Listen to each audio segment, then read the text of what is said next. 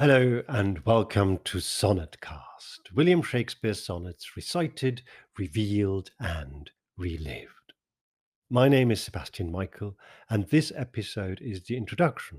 So today I will not actually be reciting, revealing, or reliving any sonnet, but I will briefly introduce myself so you get an idea of whom you're listening to, and I'll also tell you a bit about the approach I'm taking to these glorious poems and why they mean quite as much to me as they do. And in doing so, I hope to, of course, also put forward a bit my credentials for actually doing this podcast. I first fell in love with the sonnets in the summer of 2013. Of course, like everybody else, I had heard several of them before. Some of the more famous ones I felt I knew almost by heart. But it was when a friend of mine on Facebook decided to post one sonnet a day in the run up to Christmas for 154 days that the spark really lit and set my heart on fire for the sonnets, because this almost immediately became the highlight of my day. I would wake up in the morning looking forward to reading the new installment, which this friend of mine had generously furnished with some notes that he'd found online. And to me, it became really obvious really soon that these sonnets are Shakespeare's most personal, most intimate, most immediately revealing work, that far from being sugared, as very famously one of Shakespeare's contemporaries called them, or simply sweetly romantic, they cover a vast range of his private and professional ups and downs. They express his rage, his frustration, his jealousy, his loneliness, his despair at the passing of time, often a deep confusion, all of these quite as much as love and admiration and the wonder at sheer beauty, which we know them so well for. And I also felt I could detect in them an at least plausible, chartable story. Now, I have to put here in brackets that this in itself, charting a story from the sonnets, is immensely controversial. And I will come back to this because it's a fascinating and an important question. To what extent can or should the sonnets be read as biographical? I will address this in quite a bit more detail. But here, let me just tell you what I did next, because fully aware that everything is conjecture and that everything or almost everything about these sonnets, not least the degree to which they can be regarded as biographical, is hotly disputed, I wrote a play called The Sonneteer, which, together with the wonderful actor Tom Metcalfe and the equally marvellous director Ross Phillips, I took up to the Edinburgh Festival Fringe 2014. This play incorporates about 24 of Shakespeare's sonnets and imagines a possible course of the relationship between the poet and the fair youth, whom the majority of these sonnets are either directly or indirectly addressed to, or, as some people might put it, believed to be addressed to. Since then, I've recorded all of the sonnets on YouTube, and I've also created something called Saturday Sonnet, which is a video blog which selected one sonnet each week to look at in some detail. What I want to do with this podcast now is celebrate all these sonnets afresh, pursuing pretty much the approach I had adopted previously, which is listen to the words and find out what they actually tell us. And they tell us a lot if we listen carefully. And the joy of working with these sonnets is such that I'm going to go one step further than I did before. For this podcast, I'm actually learning all of the sonnets by heart. I'm not just reading them, I am really internalizing them to get to their essence as much as I possibly can. Of course, for the podcast, I will check them very carefully against the printed versions because I want to make sure that I give you an authoritative version of the sonnet. So I'm not relying entirely on my own memory. But at this point, as I am recording this introduction, I am able to recite the first 35, 36 sonnets, and I mean to continue until I have them all down to a T.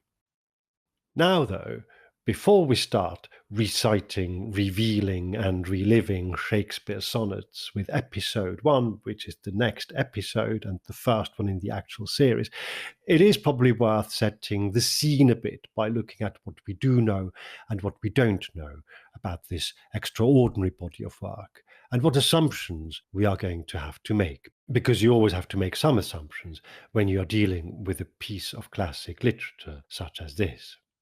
The absolutely first thing to acknowledge is that we know very little.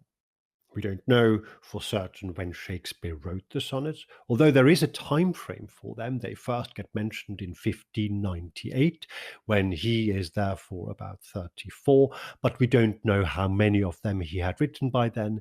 We don't know in which order he wrote them. We don't know whether he ever intended them to be published or not. We don't know whom, if anyone in particular, they are actually addressed to or referring to. We don't even know, and this perhaps most vexingly, why he wrote them, though it seems pretty clear that he wrote different batches of them for different reasons. In fact, almost everything you hear or read about William Shakespeare's sonnets turns out to be, at some point sooner or later, conjecture. Except the words. What we do have, most fortunately, is the sonnets themselves. We have the words, and the words are almost entirely undisputed. They are effectively complete, at least with regard to the 154 sonnets we know of, and there is remarkably little argument about what these words are. Of course, if you read different editions, they will make slightly different emendations as to punctuation and spellings. There will be the odd word here and there that gets discussed in great detail and very interestingly. There are some obvious typesetting and printing errors that have crept in and that get resolved in slightly varying ways by different editors today. But what nobody needs to argue about is that the sonnets exist and that they are wonderful. And this latter statement already is one that people argue about, to my mind, unnecessarily. Now, the sonnets were first published in what is known as the Quarto edition of 1609, which means they became available in the collection as we know it today during Shakespeare's lifetime. This does not mean that it was Shakespeare who caused them to be published. We don't know if he wanted them to be published or if somebody simply thought, here are some poems by a now famous poet and playwright. This clearly is a way I can earn some money. There is no record or evidence of Shakespeare having disputed or challenged the publication of the sonnets, and he was in certain respects quite a litigious man.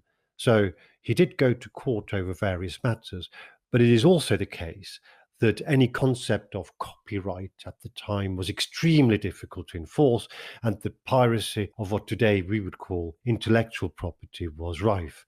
And it is also worth, on top of that, pointing out that many important documents of the era were simply lost in the Great Fire of London, which started on the 2nd September 1666 and raged for 4 days. So all that said, we don't know whether Shakespeare wanted these sonnets published, whether he agreed with the publication. What we do know is simply that there is no record of his challenging the publication, and importantly, there is a structure and order to the published sequence that suggests that somebody, either William Shakespeare himself or whoever happened to be preparing the sonnets for publication, gave some thought to how they hang together. The most obvious but not only evidence of this lies in how sonnets that clearly come as pairs follow each other, how those that are addressed to or stand in the context of relationship to the fair youth are kept separate from those that are addressed to or stand in the context of the dark lady, how the first 17 sonnets all are thematically linked and simply tell a young man to get married and have children. This is what we now know as the procreation sequence or the procreation sonnets, and how there is, at least within some groups of them, an apparent progression in the relationship that is being talked about. In other words, while we can't say with any certainty that this is the order in which they were written, And in fact, today's research methods, which analyze Shakespeare's use of vocabulary and run them through computer algorithms, seem to suggest that they probably weren't. Even scholars who strongly propose a different order of Genesis accept that there is an organizing principle at work, which could only have been imposed by a cogent intelligence, somebody who understood the work. So the standard sequence, as originally published in 1609, is not a random collection. It is actively and consciously curated. And to my mind, in the absence of any other certainty, we may as well accept it as it is and take this as our text. Now, one question that is immensely fascinating and much discussed is the dedication that sits at the beginning of this first quarter edition of 1609.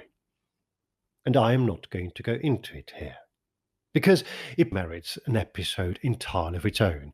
And I will record this episode either at the end or at halfway point or at some point. But for the moment, let it suffice that the first ever printed edition carries a dedication not by the author but by the printer to a W.H., whom he calls, and this is a quote, the only begetter of these ensuing sonnets. Much has been made, and quite rightly continues to be made, of who this W.H. is and what is meant by the only begetter. Is it the writer of the sonnets, as some people think? Well, that would mean W.H. is a misprint and a fairly substantial clangor right there on the dedication page. Or is it the person who made them available for publication? Some people argue it could or should be the fair youth himself, the addressee of the majority of the sonnet. But that immediately begs the question, what of the dark lady, the other principal addressee of the sonnet? And why would the printer dedicate his edition to the person who features in the poems anonymously? So while we can't answer these questions here and may never be able to answer them completely anywhere, the dedication is almost a symbol for the question of what can and can't be known. And the fact is, and remains, we don't know anything other, really, than the actual words. And when it comes to the sonnets, these are among the finest words ever written by anyone who ever lived. And this is one thing that is perhaps worth pointing out. I am first and foremost a writer, and so I am approaching these sonnets from a writer's perspective rather than, say, from a purely academic perspective. And while it is true to say that we know very little about these sonnets, an awful lot of material exists about them. There is a wealth of analysis out there, and if you employ your favorite search engine, you will immediately happen upon reams of theory about the sonnet as a poetic form in general, about the interpretation of Shakespeare's sonnets in particular, and about everything to do with William Shakespeare's sonnets.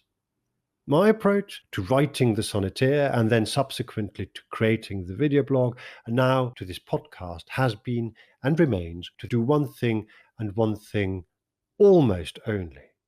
I say almost there because there will in the course of the podcast be some exceptions, but principally I will listen to the words. My contention is, and I hope and to some extent trust, that this podcast may help prove that the words themselves tell us a great deal about Shakespeare, about the people he talks to and also about the story, or certainly about a possible story behind the sonnets. But let me reiterate this principal caveat. Nothing that I can say in this podcast is an incontrovertible truth, because there is none. We don't know anything for certain except what is written down in the sonnets. But, and this is why they are so exciting, these words are very, very revealing in the best possible sense. A writer here has put his soul, his heart, his entire being into his writing. These sonnets tell us more about William Shakespeare, the man, than any of his magnificent plays, let alone his long dramatic poems. The sonnets, and this I find virtually impossible to doubt, talk about Shakespeare himself, about his love, his lust, his passion, his frustrations, his jealousy, his angst, his disgust, his anguish, his joy. There is no good reason to assume that that isn't so. And this leads me, almost in parentheses, to briefly touch on the authorship question and declare quite categorically that to my mind and knowledge, there simply is no authorship question. I take absolutely as given that these sonnets are Shakespeare's and that Shakespeare existed and that he wrote his own works. There is a whole separate debate that can and should be had about Shakespeare's collaborations and the extent to which some of his plays are his, partly his, or compromised versions of what he actually wrote. But there is virtually no evidence. I repeat, there is virtually no evidence that Shakespeare was not who we think he was, or that he did not write his own works under his own name. And so there is absolutely no doubt in my mind that Shakespeare was real, a real person, a real writer who wrote his own real plays and his own real poetry. I am yet to be presented with a single compelling piece of evidence or even good enough argument to suggest otherwise. And that is absolutely one of the premises that I am taking with this podcast. The authorship question, in inverted commas, to my mind, does not credibly exist. William Shakespeare lived and wrote, and William Shakespeare, as far as anyone can tell and as far as all the evidence that we have goes, is the author of these sonnets. And if we accept, as we can and therefore should, that these sonnets were written by William Shakespeare, then I think it is fair and certainly reasonable to read them for what they are, which is a clearly structured, poetic way of expressing yourself. And what is so amazing about this canon is the sheer depth they go into and the breadth of emotional states that they cover, from what starts out as a simple, fairly neutral and detached attempt at telling a young man to get on and produce children. They move to infatuation, to a passionate, reciprocated love, to separation, to jealousy, through forgiveness, to despair, to reconciliation. And then it starts getting really complex when we reach the Dark Lady sonnets, which tell almost a whole separate story, although there are clearly some indications that suggest that they in parts overlap or interweave with the Fair Youth sonnets. So, yes, I think these sonnets are absolutely personal and real. There are some people who argue cogently that these sonnets may perhaps purely be an exercise in writing, that maybe Shakespeare is just practicing his art here, and this is possible. It is certainly possible, but it is extremely unlikely. There are, as I said earlier, in brackets, and here is where I want to revisit this, also people who caution strongly against reading the sonnets biographically, while acknowledging at the same time that they are personal and genuinely felt. But once you start listening to these sonnets and assume nothing, you begin to recognize gradually not just how deeply they start to be felt after a while, but also how clearly they hang together and chart a trajectory. And again, a caveat here, when I say they chart a trajectory, we have to be extremely careful what we read into these sonnets, what we project onto them. Is it one trajectory or is it several trajectories? All of these things are open to be discovered. And that's, of course, partly the point of this podcast, to not only celebrate these sonnets, but also to find out what we can actually know and what we simply cannot. What I do think we can know is that the sonnets are a reflection of what goes on inside this man who wrote them at a critical stage in his life. And so separating the man from his poetry and his poetry from his life becomes difficult to the point of being absurd. But this then is the premise. The premise, if you like, of this podcast is that we know nothing. Let's assume we know nothing, but we have these words, and let's find out what, if anything, the words tell us. It really is as simple and straightforward as that. And also, I am, with this podcast, not going to assume that you already know anything about the sonnets. I'm going to assume that you may simply be interested, but have no idea about any of them at all, which does mean that if you are an expert already and you know a lot about the sonnets, I might on occasion annoy you, and you may even occasionally think that I'm talking nonsense. And if that's the case, then please do feel free to comment or send me an email. I am here as much to learn as to communicate what I think can be known and understood about Shakespeare's sonnets. What thrills me, what excites me so much about these sonnets today, and why I think they are so fresh, and why they do speak to us, is because they effectively portray a postmodern relationship. You could put them into a constellation of three people today, and on Facebook, you'd have to select your relationship status as it's complicated. These three, the poet, the fair youth, and the dark lady, go through everything we can imagine a contemporary polyamorous group of people going through. They fall in love with each other and fall out of love again. They stay attached to each other while also seeing other people they love betray and forgive each other. It's messy, it's wonderful, and it's utterly human, of course. And in all this, the language is glorious. It is sometimes maybe a bit taxing because you don't always understand everything immediately, but the sonnets can all be understood. And if there is one desire, one wish I have with this whole project, then it is to make the sonnets maybe even just a tad more understandable, a bit more directly accessible to somebody. So if one or two among you only out there think, this has helped me to understand and enjoy a sonnet more than I would otherwise have done, this has encouraged me to spend a bit more time with this sonnet, or this has given me an entry point to the sonnet, then my job here, such as it is done. That's all I want to do. And I want to share the sonnets because I love them so much. So if you like what you're hearing, if this piques your interest, then subscribe and stay tuned and join me with the next episode where we will be looking at sonnet number 1. You will find all the sonnets themselves with notes and translations, as it were, and links to individual episodes at sonnetcast.com as they become available. And if you want to know more about me, you can find out everything that's worth reading or watching at sebastianmichael.com. And please, if you find any error, or if you have any questions or suggestions, or if you want to appear on the podcast or know somebody who should, please do get in touch via the website. I very much look forward to hearing from you. So, whether you're already hooked on the sonnets, or whether you have never given them a second thought, whether you've done Shakespeare before or are completely new to him, I hope you will join me on this journey of discovery as we delve into and recite, reveal, and relive William Shakespeare's sonnets.